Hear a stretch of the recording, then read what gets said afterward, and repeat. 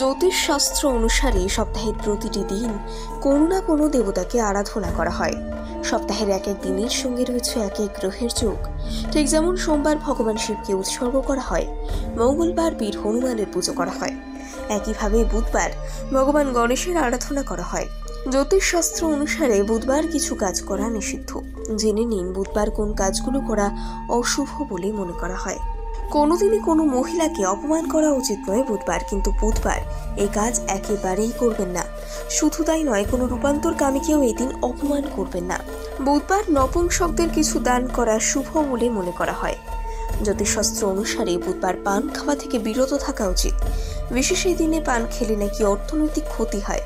এর পাশাপাশি সবসময় অর্থের অভাব থাকে। বুধবার বাড়িতে দুধ ফুটতে দেবেন না। অনেক সময় বেখেয়ালে দুধ ফুটে উঠলে পড়ে সেটি করা অশুভ বলে মনে করা হয়, তাই এই দিনে দুধ সাবধানে ফোটানো উচিত। ধর্মীয় বিশ্বাস অনুসারে বুধবার টাকা ধার দেওয়া থেকে বিরত থাকা উচিত।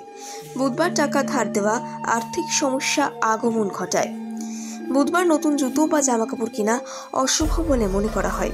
এছাড়াও এমনটা করলে ক্ষতি হতে পারে। এছাড়া চুলে প্রসাধনী বা চুলে ব্যবহারের কোনো জিনিসপত্র কেনা উচিত নয়। জ্যোতিষশাস্ত্র অনুসারে বুধবার শ্বশুর বাড়িতে যাওয়া থেকে এই দিন বিরত থাকুন। এছাড়াও কুণ্ডলিতে বুধ গ্রহ অশুভ অবস্থায় থাকলে ভ্রমণের কারণে দুর্ঘটনার প্রবল সম্ভাবনা থাকে। জীবনে আসা সমস্যা থেকে মুক্তি পেতে বুধবার গরুকে ঘাস খাওয়ান। এটি বিশ্বাস করা হয় যে এটি বুধ গ্রহের অশুভ প্রভাবের অবসান ঘটায়।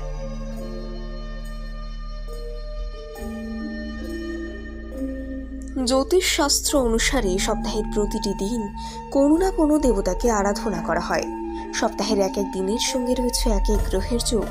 ঠিক যেমন সোমবার ভগবান শিবকে উৎসর্গ করা হয়, মঙ্গলবার বীর হনুমানের পুজো করা হয়, একইভাবে বুধবার ভগবান গণেশের আরাধনা করা হয়। জ্যোতিষশাস্ত্র অনুসারে বুধবার কিছু কাজ করা নিষিদ্ধ।